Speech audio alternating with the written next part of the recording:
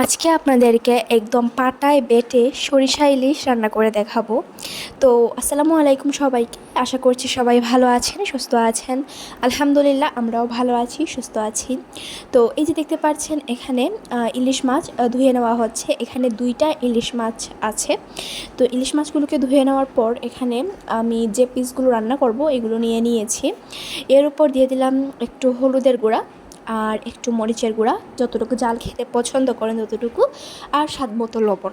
এখন এই তিনটা মশলা দিয়ে আমি এই মাছগুলোকে ম্যারিনেট করে রাখবো 5-10 মিনিটের মতো।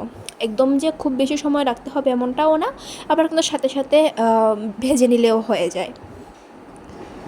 তারপর এই যে এখানে দেখতে পাচ্ছেন আমার সরিষা বাটাটা এখানে আমি তুলে রেখেছি।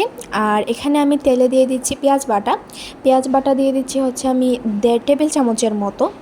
আর এখানে আমি অল্প পরিমাণে রসুন দিচ্ছি, লাইক 1 টেবিল চামচের মতো। তো এখন এই পেঁয়াজ বাটা আর রসুন বাটাটাকে আমি একটু খুব সুন্দরভাবে ভেজে নিব। যখন হচ্ছে একটু ব্রাউন হয়ে আসবে তখন আমি তখন আমি এই সরিষা বাটাটা দিয়ে দিব। সরিষা বাটাটা দেওয়ার পর আমি এটার সাথে খুব সুন্দরভাবে মিশিয়ে নেব। এবার আমি এখানে অ্যাড করছি স্বাদ মতো লবণ, আর এখানে আমি আবারও কালারের জন্য অ্যাড করছি লাল মরিচের গুঁড়া আর হচ্ছে হলুদের গুঁড়া। এটা খুবই অল্প পরিমাণের, যেহেতু এটা শুধুমাত্র মশলার জন্য আর কি।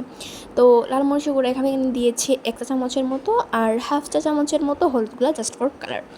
তো এখন হচ্ছে আমি এই মশলাটাকে খুব সুন্দরভাবে মিশিয়ে নিব। আর এই মশলাটাতে যে কী সুন্দর একটা স্মেল আসে, লাইক সরিষার একটা ঝাঁঝ।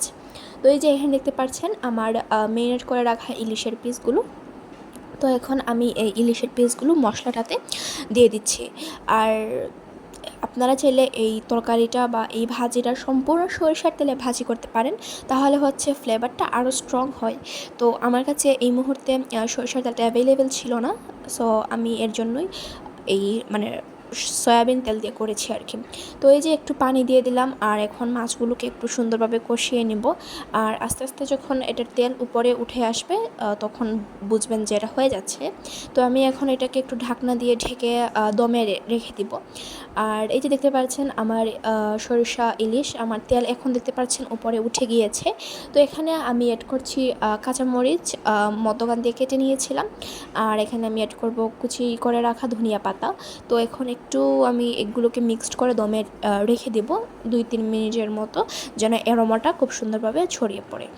তো এই যে আমার মজাদার সুস্বাদু সরিষা ইলিশটা রেডি। আপনারা চাইলে এটা বাসায় তৈরি করে দেখতে পারেন, গেস্টদের জন্য তৈরি করতে পারেন। তো আজকের মতো এখানেই রাখছি। আল্লাহ হাফেজ, সবাই সুস্থ থাকবেন।